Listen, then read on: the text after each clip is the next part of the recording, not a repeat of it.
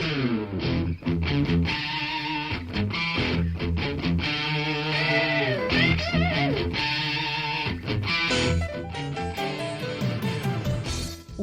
to Thriving Entrepreneur with your host, Steve Kidd, third-generation minister and 30-year business coach.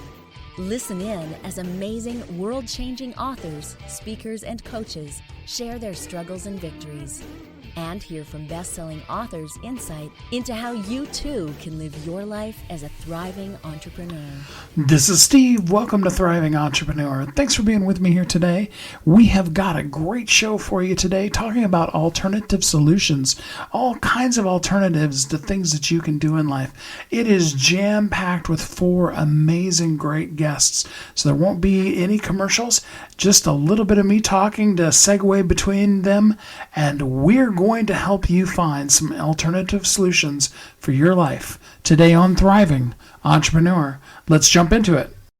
Join me in welcoming Emil Rem. Hey, Emil, how you doing today? Very well indeed. Thank you, Steve. Good. I'm so glad to hear it. So tell us a little bit about you and how you show up in the world. Oh, I think everything that could go wrong went wrong with me.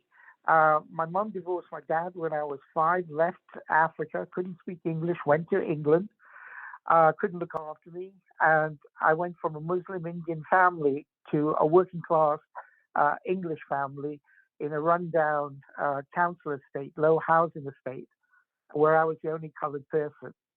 Failed my exams at school, and I was called a loser by my mom virtually all my life.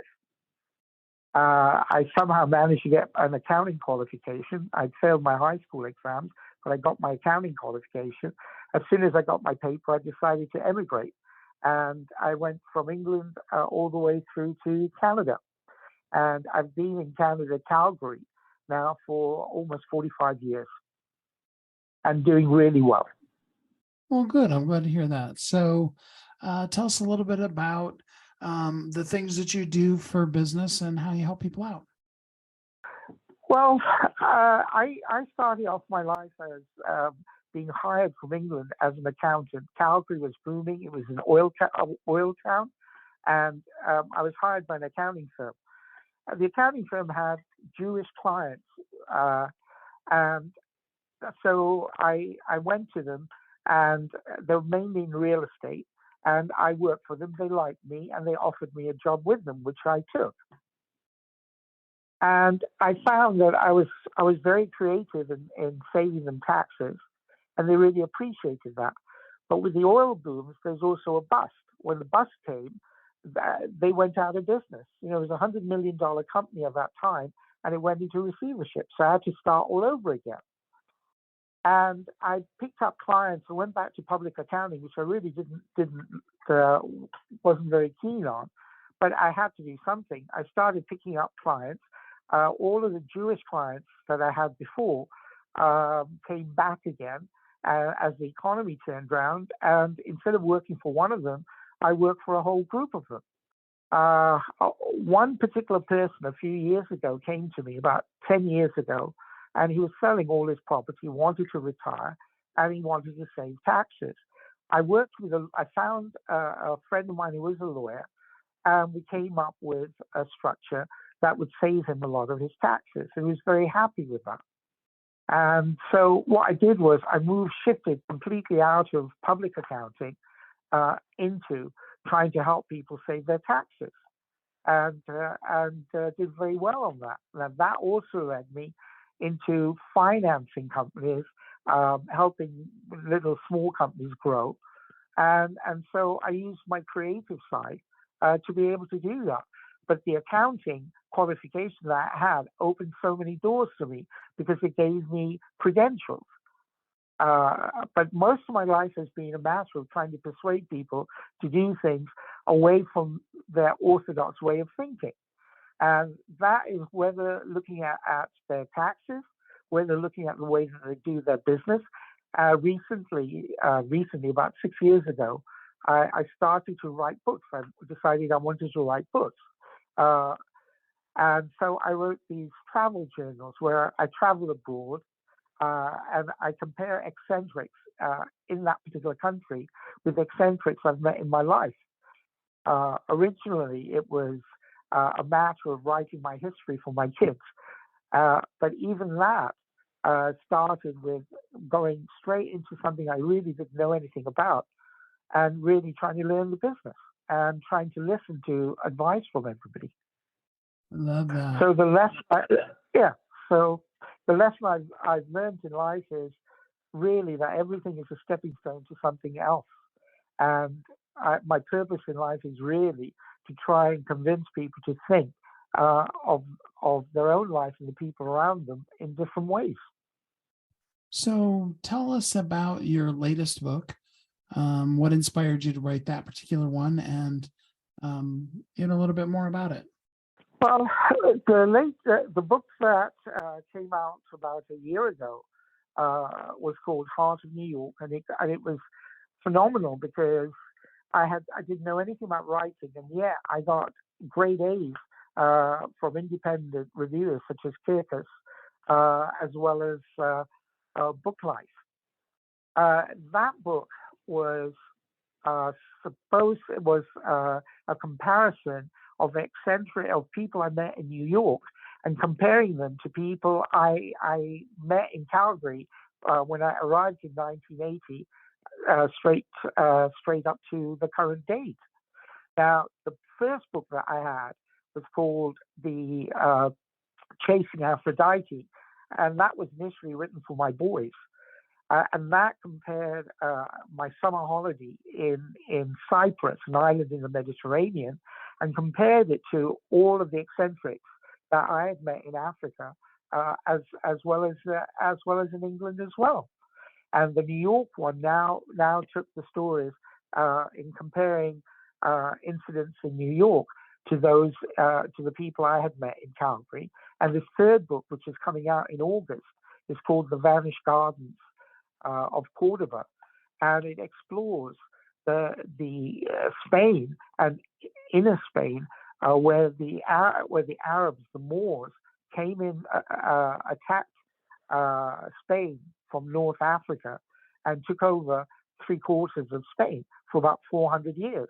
So again, it was there looking at the culture that the Arabs introduced to Spain, and how the Spanish came back and took back their country, and then converted all the mosques into Christian churches. So all the books have really been about looking at something through one person's eyes, who might be bigoted, who might be white, and then turning it around and looking at the story from the other person's point of view.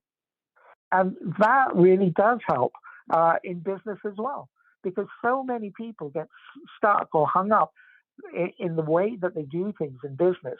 They don't really look at any other way to do it. And even if someone comes to them and says, hey, we've got a different way of looking at it, would you be interested? Because they haven't built that relationship up, they don't trust that person. But coming in as an accountant who's been with them for many years and have become friends with them, I can introduce a lot of different ideas to them, not only in accounting, but the way they look at life as well. And I'm able to change them. One of the things I've been able to do is be able to travel with my kids and take 3 months off in a year. Most of the clients I have are earning millions. They never take a holiday. I've been able to persuade them to be able to take, say, a month off without telephones or anything, leave it to their secretary, to their assistants to run the business. And you know what? They've really helped themselves that way, and they've become a lot happier and healthier. Hello? I love that a lot. So, in writing the books, especially the ones that you wrote for your kids, what specific is one thing? And I mean, I know there's a ton of stuff in it, but what's one thing that you could share with the audience today that they too could do to, help themselves improve their lives? Well, first of all, don't judge people. Don't profile people, and judge them immediately, because there's always a different side of it. of that particular person. Everybody has many sides, not just one. So I'll give you an example. I wrote a story about going to Oman, to its capital called Muscat. And I'm one of these guys that I want to see how the locals live. And I want to eat what the locals do, do what they do, as opposed to seeing great big, wonderful sites, tourist sites. So I asked for a taxi to come and take me around Muscat in Oman, which is in the Gulf states. And they brought me a taxi driver who couldn't speak English and who had an old Toyota car which is completely dented. The guy looked really ominous, and he wouldn't talk to me. He could hardly speak English. And for the whole day, I had arranged this trip for the full day. For the whole day, he kept wanting to take me to their greatest shopping malls because he was so proud that they were coming out of an old age into a new one. I wanted to go to a museum. I asked him through broken English where he ate, if he could take me somewhere to eat and join me. And he was absolutely upset at that because he says, I'm a taxi driver. I'm not a sheikh. And he wouldn't take me anywhere to eat. So by the time we got to the hotel, he refused to take the money that we had agreed on for his fee. I rushed into the manager. I came and said to the manager, hey, I'm not paying this guy anymore. He only took me to one or two places. He didn't take me to all the places I wanted to go to. And I think he's asking me for more money. The manager went and talked to the taxi driver and came back to me and started laughing. I said, what are you laughing about? He said, well, he only wants to take half the money because he only took you to half the places. Now, to me, it might be a humorous anecdote, but it really shows how people, by judging people and putting them in slots, how they themselves do harm to themselves as well. Because if I had known that's what the taxi driver was about, and you hear all these stories about how terrible taxi drivers are and how they rip you off, if I'd known how kind and generous he was, I wouldn't have acted the way with him in insisting and doing something the way I did. And I think I would have got a lot more from that person. And I think that if you can look at the people around you and not necessarily look at them in the same channel that you have always viewed them, and if you look at them in a different angle, I think that your life will be a lot richer. Now, I'll give you an example of something else. I felt sorry for a bunch of people who had tax returns. They were only earning a few $1,000s a year. They're always behind in doing their tax returns. And I would go to them, I'd do the tax returns for them, and I'd say, look, you've been in Calgary for 30, 40 years. You had your school here. You're really sociable. You're a really nice person. You go and play hockey with your buddies. You must know somebody who's rich who needs his taxes saved. So I get these people to talk to the president of the company. My school friend has become a president of an oil company, and I think he wants to sell the oil company, but he's worried about the taxes. So I go in there. The president will speak to me because his buddy asked him to call me and talk to me. I never make any cold calls to customers. I then go ahead and I'm able to show him how we can save a bunch of taxes. And I'm able to give this person who might be earning a few $1,000s a year, I might be able to give him 20 or 30 or 40 or $50,000 for that introduction. But it's not looking at that initial client of mine and saying what a nuisance he is, but looking at him and saying, look at the other things. He may not be good at putting his papers together for a tax return, but look at the person he is. Look at the potential he might have. And in that, I not only benefited myself, I benefited that person. Does that make sense to you? It absolutely does. So for people who would like to get your books or, go deeper with you, how can somebody get in contact with you? Well, my website is emilrem.ca.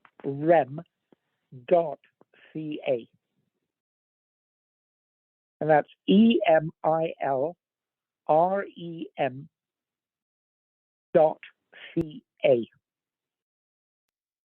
Well, that's awesome. Emil, thanks so much for spending some time with us here on the show today. Well, thank you for having me. When we look through someone else's eyes, we can see a perspective that can change our whole entire view of things. And what a better way than that to live as a thriving entrepreneur. We are going to move right on now to our next guest here on Thriving Entrepreneur.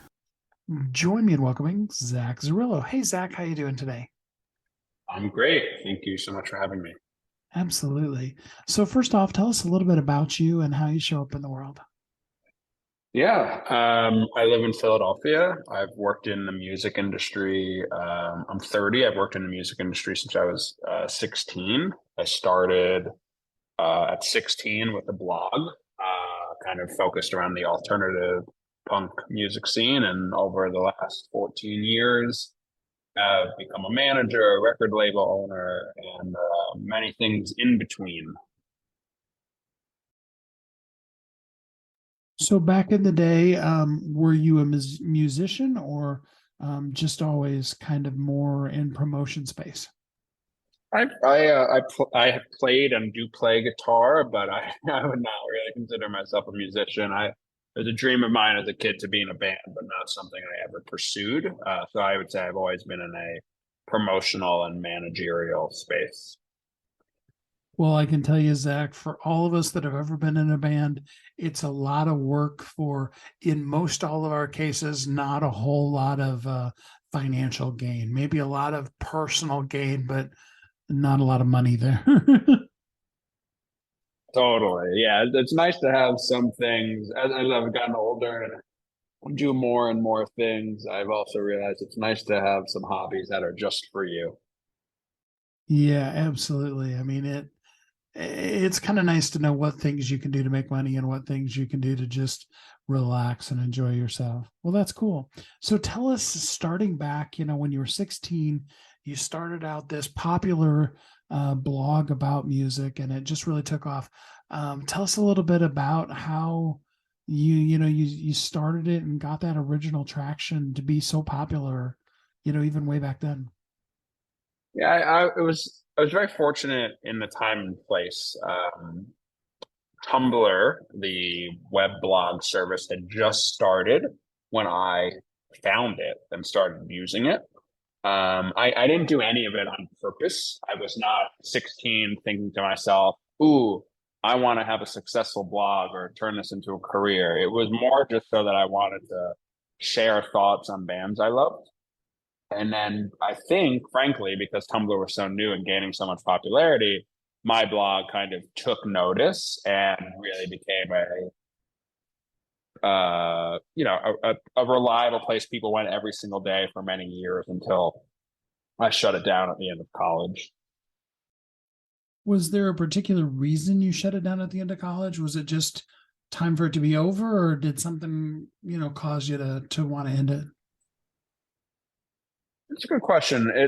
It felt like time. I had just gotten a job at the same time working for one of my favorite bands who were kind of quite mysterious by nature. And oddly, they found out about me because of my blog where I covered them so intensely. So part of me felt like I couldn't really keep running the blog in good faith if I was going to work for this artist, but also it was the end of college. I was moving back to New York, where I'm from Philadelphia. It just felt like if there was ever going to be a time, this was it. And also, frankly, coupled with, I came to a realization at some point in college that it's very hard to make a living owning a blog. And that's something that has only become much more true in the last 8 years since I closed it, right? So it just felt like a natural ending point, and I didn't want to ever have the blog if it wasn't something I didn't love. And I could see with real life out of college, a relationship, different work responsibilities that it could become that if I didn't say goodbye to it at a time I was happy to. Well, it's good that you knew when it had come, the full fruition, if you will, and moved on versus like so many people do, where you just hang on to it and hang on to it. it becomes this, brick around your neck that everybody else can see isn't doing any good, but is just holding you down from where you could go next. Precisely. It felt right. Yeah. So let's talk a little bit about the music industry. You deal mostly in the alternative side. Tell us the names of some bands that we might know of, and also some of them that we've never heard of that are super cool that that you've worked with or that you really like to promote. Sure. So I co-own a company called Alternate Side. We employ 7 total people, my partner, Vanj, and I. The largest artist I work with and the largest artist in the company is named Cave Town. He makes kind of alternative pop music and is based out of the UK. He has something like 6 or 7 gold records and a couple platinum records. He headlines to 3,000 to 5,000 people around the world. But we also have other artists at the company that I don't manage that are, just tremendous, like a band called Citizen, who are just this past weekend celebrated the 10th anniversary of their first album and played multi-thousand cap sold out shows across the country. So we do a wide spectrum of music from somewhat pop to alternative to punk, hardcore, some hip hop, and everything in between. I love that. So let's talk about, the alternative industry.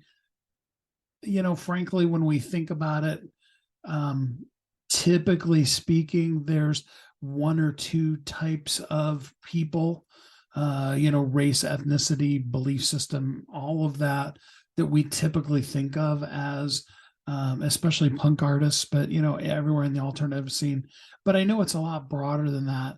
But how do people who, maybe don't see themselves on stage when they're looking at whatever band, doesn't matter what genre of music it is, how do they be able to really love that culture and that music and just be free to be themselves in the music that they love versus feeling like because they're a specific whatever, they have to be into, some certain thing that the world tells them they should be?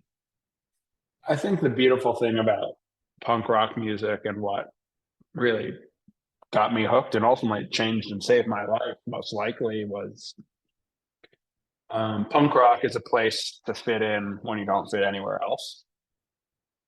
I say that as currently a 30-year-old white guy. So, growing up, I felt safe to fit in too because it was just people that looked like me. Over the years, I think the punk scene, while it still has a tremendous way to go, just like most areas of our life, has definitely gotten a little more diverse, and that's been really exciting. My partner Vanj manages this amazing band called Meet Me at the Altar, who are 3 women, Black and Hispanic and queer, and we've just seen from going to their shows, it's a totally different audience that goes to one of our all-male punk band shows, and it's because they feel represented for the first time. A young Black woman or a queer Hispanic woman can see themselves in this artist that they've seen on TV or a Taco Bell commercial or on Spotify. And it's definitely a real desire for us right now to be able to bring in more people from different cultures into the music scenes we work in through, much needed and desired diversity. Absolutely. And I would say to people, it doesn't, again, really matter what the genre is. You could be and I'm just going to totally stereotype here for a second, apologize to everybody in the world, but you could be a young Black inner city person who just happens to have listened to Tchaikovsky or Beethoven or Mozart and absolutely love some of that kind of stuff.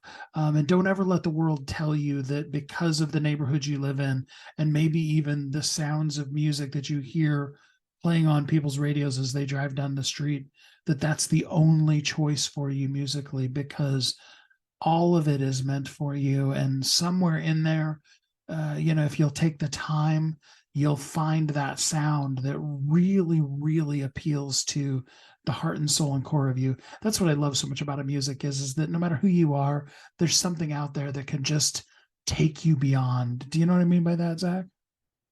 Absolutely. It happened to me. Absolutely. Yeah. Music is a one of one superpower to change people. And you never know when you're going to hear something that sounds unlike anything you've ever heard that you wouldn't have guessed could change your life or inspire you. And then all of a sudden you hear a 3-minute song and it sets you down a different path. So what's next for Zack? What are the kind of things from where you are right now, working in the industry, working with the bands that you do work with? What's next for you? What do you see coming up in the near future? Yeah, the biggest thing I'm working on right now is 30 days away, which is terrifying and exciting, which is that Cave Town is starting his own festival this summer that has 3 other acts on it, traveling from California to the East Coast, called Bittersweet Days, where we've built out full branding, inflatable characters, step and repeats, this whole new world we've built inside his audience coming to this tour this summer. And we're really excited about that. It's been a process we've been working on for 18 months, and it has been all encompassing, and we're really excited for it to kick off. That is so cool. And so, if I understood you correctly, that's kind of going across the country. There's multiple venues. Absolutely. It's a traveling festival. It starts in Los Angeles at the Greek Theater and ends in Worcester, Massachusetts. So yeah, it really goes through the whole country. Wow, that's cool. So people that would like to, come and attend and be part of that, where can they get more information? Yeah, they can go to bittersweetdaze.com. Daze is spelled DAZE, like you're in a daze. Oh, I love that. Is there anything else that you have that you'd like to promote for us so that we could do to support you? Sure, thank you. I would just say if you're interested in checking out a bunch of different new music, please go to alternateside.co and click on a link there. You might find something that you really enjoy. I love that so much. Well, Zack, before we go, give us just one last piece of encouragement about how powerful music can be and should be in our lives. Sure. I think music can be a best friend to you and can always be there. And you can always find something out of your favorite album on a different listen, 10 years, 15 years, 3 years in, that you never heard before. And it's probably really one of the only things in life that you can get an experience like that and should be treasured. I love it. Well, Zack, thanks so much for spending some time with us here on the show today. Thank you for having me. I appreciate it. Even music has its alternatives, and there are people who are into those kind of things. What are the things that you're into that are maybe alternatives to stuff that other people like? And how can you promote, both through your work as well as just in your life, things that can help others find alternatives in their life and live as a thriving entrepreneur? Here comes our next guest. Join me in welcoming Ryan Hanley. Hey, Ryan, how you doing today? What's going on, man? It's good to be here. Yeah, glad to have you here. So first of all, tell us a little bit about you and how you show up in the world. I am the founder and CEO of a national commercial independent insurance agency. We work with small and medium-sized businesses around the country. I've been in the insurance industry for 18 years. There's a checkered past back there, how I got to the entrepreneur side of that. But my goal is to help small businesses and mid-sized businesses create sustainability. A lot of our peers talk in terms of protection. We do not protect businesses. We're not standing guard out front of them. What we do is make sure that small and medium-sized businesses are put back to whole when they have their worst day, and bad things happen. We can't stop that no matter how much protection you have. But what we can do is make sure that if that bad day happens, that you're put back together. And I enjoy doing that every day. I love that. So define for us what you mean by the word sustainability. I mean that you operate every day on a tightrope wire. as a small business. Someone could walk in and slip and fall. An employee could get hurt. You could have an electrical fire. You could get a hole in your roof. One of your distributors could just not send you the inventory you need. The local government could decide to shut down your block because of environmental concern. There's a million different reasons why your business could have what we'll just call a bad day. And the goal is not to stop those things from happening, because that's impossible. The goal is to make sure that when you have your bad day, you're able to get through it through financial reimbursement for what in insurance terms is called a loss. And all those things I described are covered losses under a standard insurance policy. So what we're doing is giving you the ability, and in this case, I refer to it as sustainability, giving you the ability to put yourself back to whole financially after you have some sort of negative incident. Now, your industry often gets a bad rap. I think all of us have watched too many movie and TVs shows, and think of organizations who will fight the claim. But the truth of the matter is that really is not the intention or what usually happens in insurance. Is that true, or am I off?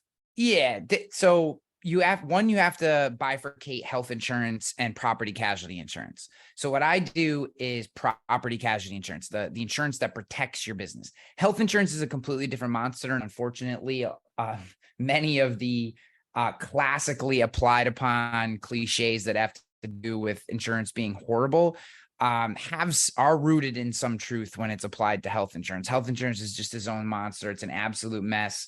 However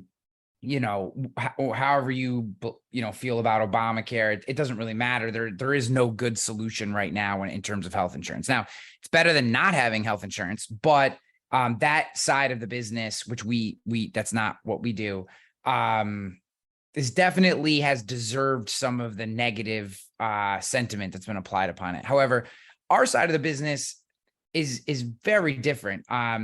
If you run a small business, let's say you run just a local convenience store or a gas station, and there's a spark in the electrical box, and you show up the next day and your building's on fire or burnt down.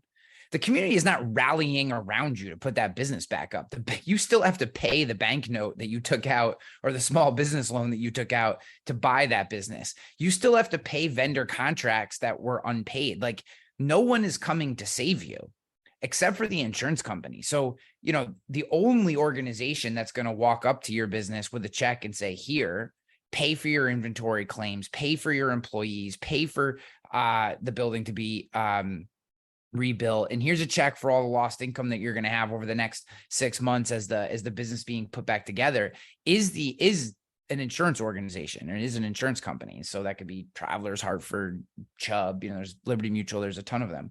And in that regard, while our business is not sexy, it is definitely boring to the average person. I completely understand why it's easy to hate on it. Like, I get it.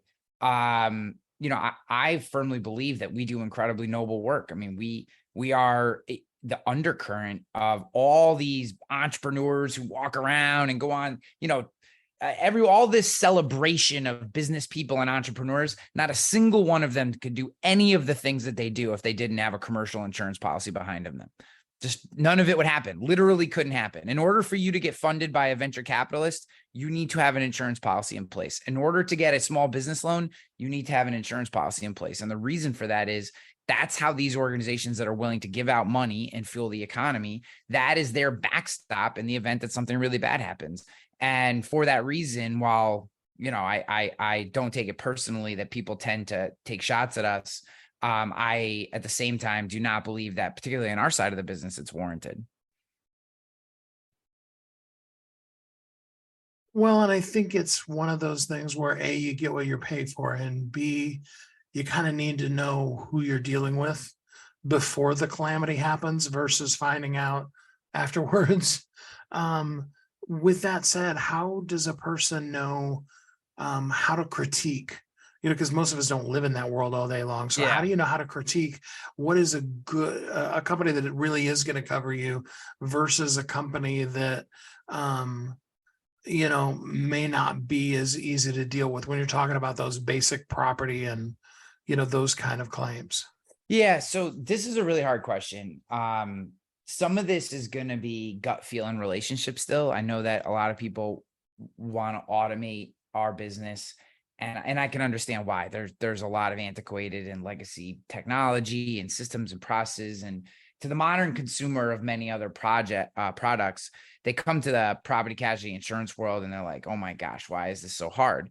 Now, the reason is a couple fold. One, the insurance industry has not needed to progress. Two, it's not broken. But ultimately, there is nuance. And what I mean by that is you could have 100 bakeries and every single one of them is different. So while, kind of personal insurance or in many other products, you buy a stock, you buy a stock, you buy a stock. That's why every platform is now a zero fee trading platform. And there's not really much value you can add one way or the other. When it comes to small businesses, they're so unique. They're so different. They all offer different services. They're all different sizes. Every building is different. And each one of those aspects creates a different level of risk. So to that point, while there is continued standardization and, there's data that's being pulled in from different sources now to make the collection process easier, ultimately, at some point in the process, a human has to get involved and kind of bless whether or not it's priced properly and what have you. So to answer your question, find someone you trust. If you're buying insurance online, understand that person is you. You're the insurance broker. So, there's a lot of small business owners that we found these days that go to online platforms to purchase your insurance. And I'm not talking about filling out a form and then talking to someone. That's essentially just a way of getting a hold of people. I'm talking about they go all the way through the process and purchase the insurance themselves. And in that regard, that's a perfectly fine option, but you need to trust yourself that you know what you're doing, because there's no one to blame if you don't purchase the right insurance. And what happens most often, at least in our business, because we're national and we use tools like SEO and YouTube marketing and stuff to get in front of people, people will go to one of those platforms and then they'll have a problem. The problem will not be handled in a way that they appreciate or works for them. And then they'll come and find us. And I'm perfectly fine with that. And it's just unfortunate that they had to have that negative experience. But find someone you trust, who you can talk to, who you can ask tough questions of, who you can feel comfortable explaining what's going on. And, I think the biggest mistake that a lot of, particularly small business owners, but, really this goes as far up the chain almost to enterprise, is that business owners will hold back on information because they think that somehow that will make their policy more expensive. There is no rule. That is not a rule in any way. That is completely like a old wives' tale kind of thing. Your insurance agent having more information doesn't drive your premiums up. Your insurance agent having more information allows them to make sure that you're properly protected. You ultimately have to make the buying decision. It's their job to put the options in front of you. So, I think that find someone you trust, have an honest and transparent relationship with them, and, work together to get to where you want to be. And look, you got to use your gut. If it doesn't seem like the person's working for you, if they're not responding to you, if they're not asking questions, if they're not being proactive, then, maybe you need to find somebody else. But, there's no perfect way to choose somebody. I think you just have to find someone you're willing to have a relationship with and continue to work through that relationship until it doesn't work anymore. So define for us, for the people listening, what kind of people you like to work with. Let us know first, the kind of people that you really like to help. Yeah. So, we work with small businesses in a lot of ways, shapes, and forms. That being said, where we can actually help people is what we'll call experience rated businesses, which is absolute insider lingo. So let me just break down exactly what that means. What that means is companies who have, say, if you're a contractor, 5+ employees. If you're any other type of business, probably 10+ employees. What happens is you hit a certain amount of workers' compensation premium, and a certain number of workers will trigger this.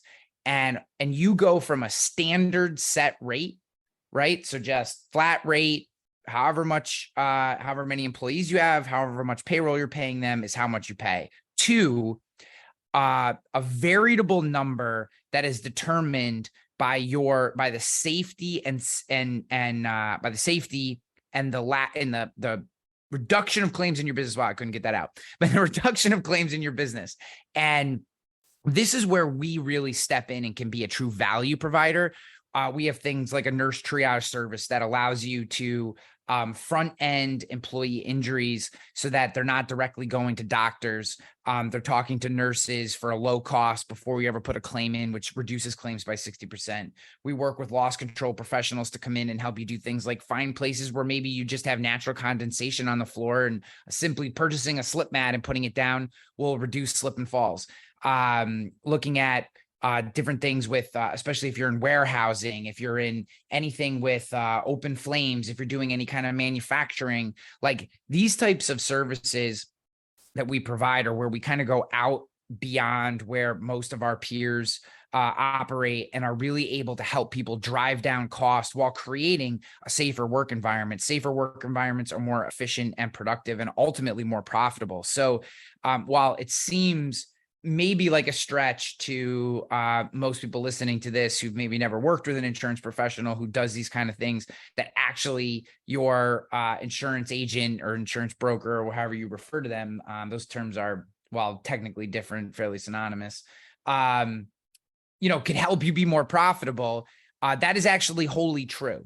And we find somewhere between 62 and 65% of all mid-market and small businesses are overpaying for their workers' comp because they just simply don't understand that they actually have control over the pricing of their policy. It has to do with performance. I mean, you can't just put in 1 million in workers' comp claims and expect to pay less. That's not never going to happen.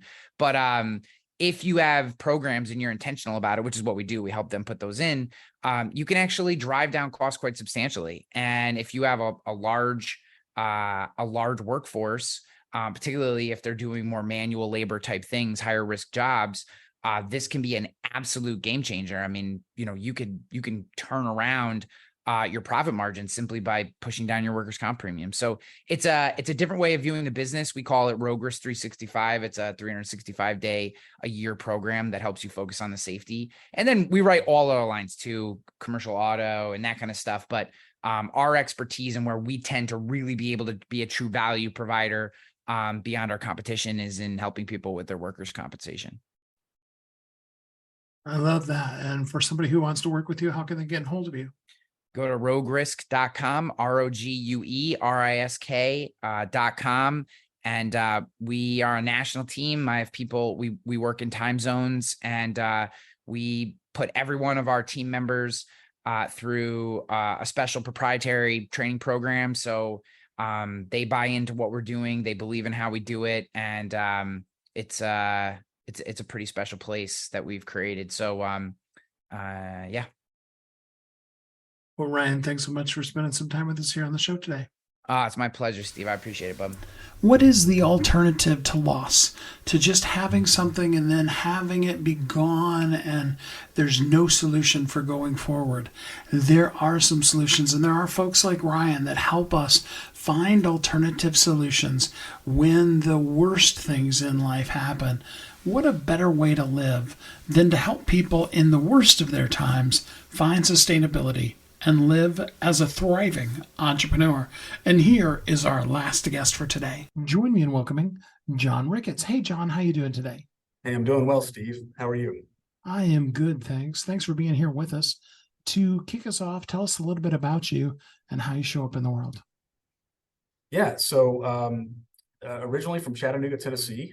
Spent a large part of my life in the state of Tennessee with some brief stops in Salt Lake City, Utah, and Dallas, Texas. After undergrad, went to work for a couple of startups and really caught the bug for building as well as introducing new technologies. And spent the next sort of decade of my career in a healthcare capacity, introducing novel therapeutic devices. And then about 6 years ago, started to go back as an operator and a builder myself and explore some new applications with software that we're able to help people do things a lot more efficiently. And that's obviously sort of led to where I am today as the co-founder and CEO of Writerly. That's a generative AI platform that's in the process of growth mode, I guess you could say right now. Oh, I love that.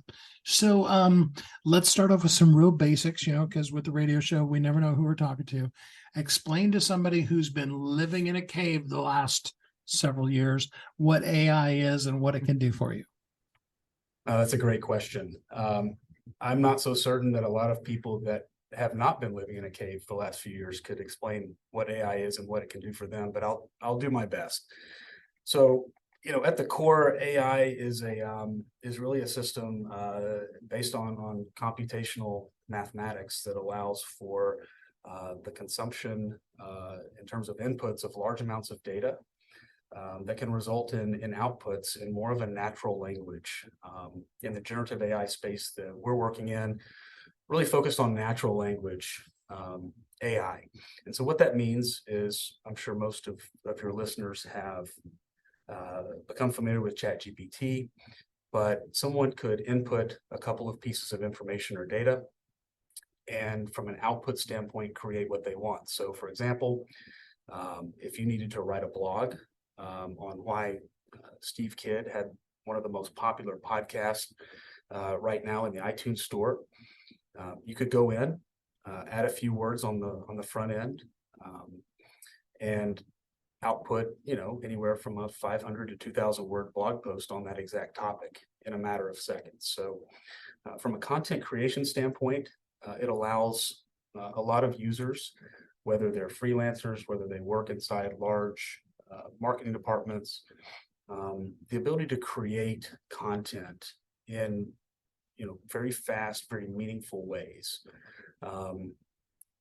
Writing is something that's it can be more difficult for some than it is for others.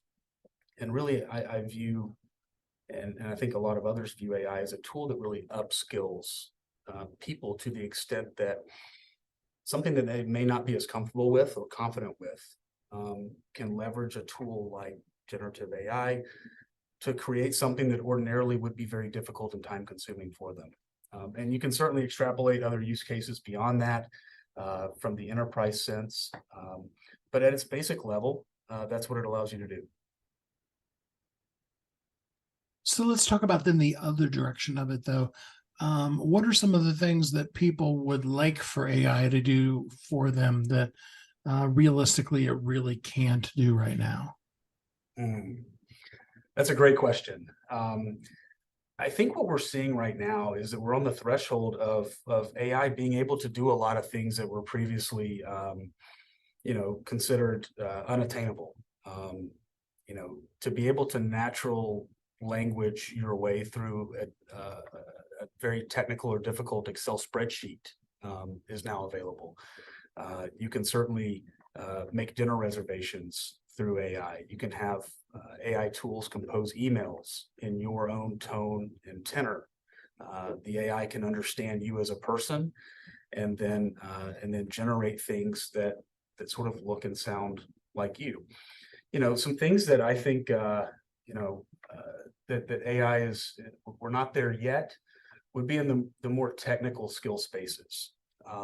I do foresee a day where perhaps architects can work in conjunction with AI, and some are already doing it today to an extent, to create new home designs, CAD renderings, things like that, because fundamentally you can embed AI into software, into existing software programs that we're accustomed to using, and really enhance the experience for both the user or the generator, as well as the customer on the other side. So I don't really, I don't see a lot of areas right now that AI either isn't approaching or hasn't identified as a potential place.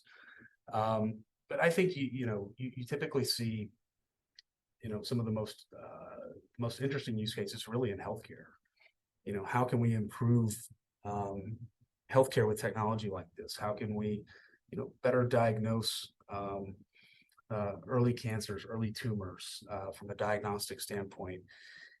In my position, which is not uncommon. I think it's shared by many, is that AI is not really a tool that's designed to replace us. I think that you need to look from an alignment perspective on how people use this tool, because at the end of the day, we're the ones that are setting the rules and the guidelines for what this technology can and cannot do. But we have to find the right alignment, because if you start taking the human person out of the equation, we've seen it, ourselves, that it performs best when it has that sort of inspirational, personal guidance that's leading it. And I appreciate you saying that, because I think sometimes people either say or think, I'm not sure which, it depends on the person, I suppose, that using a chat GPT, or even more so your platform at Writerly, is going to remove the concept of creativity, and that natural innate human ability to bring out something that nobody's ever thought of before into writing. So I appreciate that. I want to, kind of pivot a little bit more specifically to Writerly, and tell us, because you used Chat GPT, because everybody knows about it, as an example, tell us what makes you guys stand above, what's different about you. Tell us a little bit about the specifics of what your company does. Yeah, so Writerly we're a software company that builds really enterprise-focused software applications using generative AI. And so, just from a differential standpoint, we focus on building features and products that impact businesses at scale, that entire marketing teams, entire agencies can collaborate through. So some feature sets might be the ability to invite your coworkers or team members to share your workspace, much like how Google Drive has allowed us to collaborate both within the organization and outside the organization. We also focus and we also understand that that brands have specific needs in terms of brand guidelines. Companies and brands spend a lot of money protecting how they portray their information in the marketplace, and it definitely has a look and a feel. Coca-Cola, UPS, Ford Motor Company, they all have very strict guidelines in which they follow, and so we can build AI tools that mimic the actual brand, and the AI is trained on how the brand speaks. It's trained on their sort of cadence. It's trained on a number of different things that comply within that style guideline, because that's important for a lot. If you do go to a general, sort of chat GPT, the outputs are generated based on what that model thinks the output should be. There are some ways to be able to further train a model to speak and to mimic the voice of that particular user, which is really interesting. So I think you get a little higher fidelity, higher quality content going down that road. And so we've invested a lot in that. But generally, Writerly is an enterprise level version of ChatGPT. I love that. So what would be the ideal kind of person that should come to you, that they're at the right stage to use you guys' service? Yeah, great question. I think it's probably the person or the organization that's curious about AI. And I think there's a lot of curiosity out there right now. But with that curiosity comes hesitancy. How do you trust the AI? How do you use the AI to maximize impact? There's still a lot of questions, and I think we're still really, really early in the generative AI game. There's a lot of tools being built with some amazing teams out there, and it's fun to sit back and watch. But I think from our perspective, our best customers are those that are thinkers, they're creatives themselves, and they're saying, okay, I have a really good idea about what this tool can do, but I'm not really sure, kind of how to do it. And there's oftentimes we've been able to help flush out some opportunities that perhaps the end user wasn't aware of. But we love those that are curious enough to take the next step and say, hey, I've got a team and we need to we need to consolidate this, and we want to embrace it and lean into the technology. But we also want to understand what the implications are, once we begin using it, and then, what are the implications if we don't? So I'll give you an example. We have a specific product within the e-commerce space that is a really more vertical focused product than Riderly. Riderly's more of a horizontal generative AI platform. But within e-commerce, we're able to take multiple disparate data sets that brands and companies rely on, and then combine that with an AI model that's then able to either generate thousands of new product descriptions, meta tags, keywords, or even refresh existing digital assets.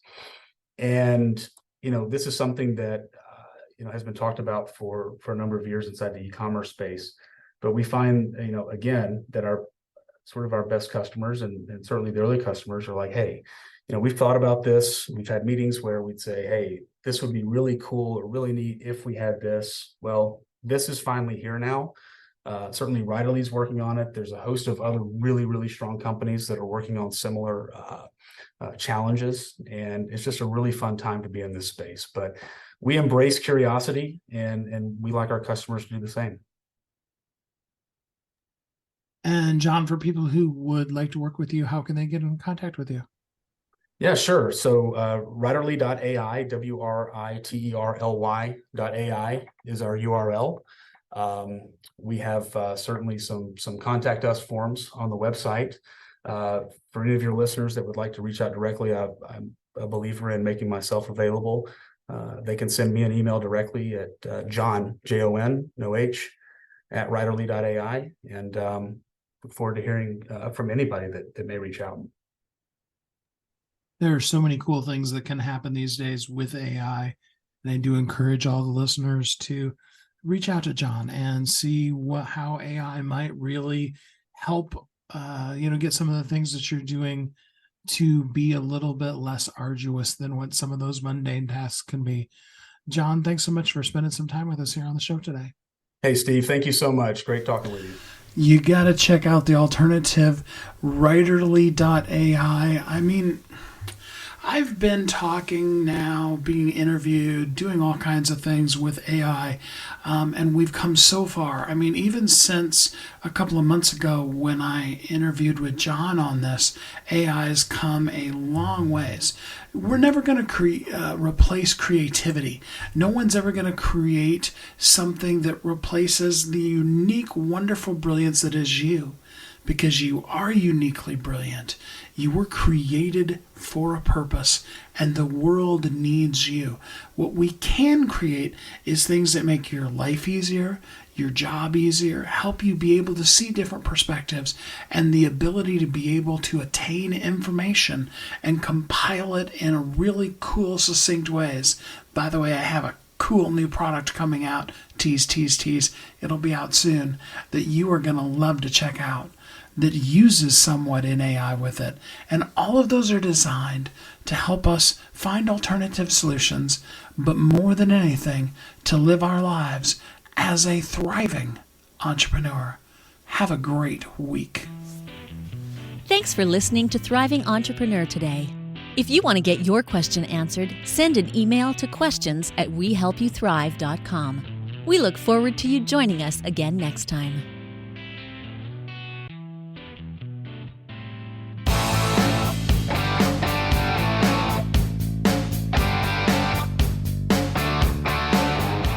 Hi, my name is Steve Kidd. I am a third-generation minister, an international best-selling author of multiple books, and I help people write, publish, and market their books to bestseller. In fact, there are literally thousands of people that have used the system that I created to be able to write, publish, and market their books, and now they're best-selling authors. And you're next. I just wanted to come on for a minute, say hi to you, tell you a little bit about me, introduce myself, and tell you I know the world is waiting on your message, and I would be so honored to be part of sharing your message with the world. Go to AskSteveKid.com and schedule a time to talk today.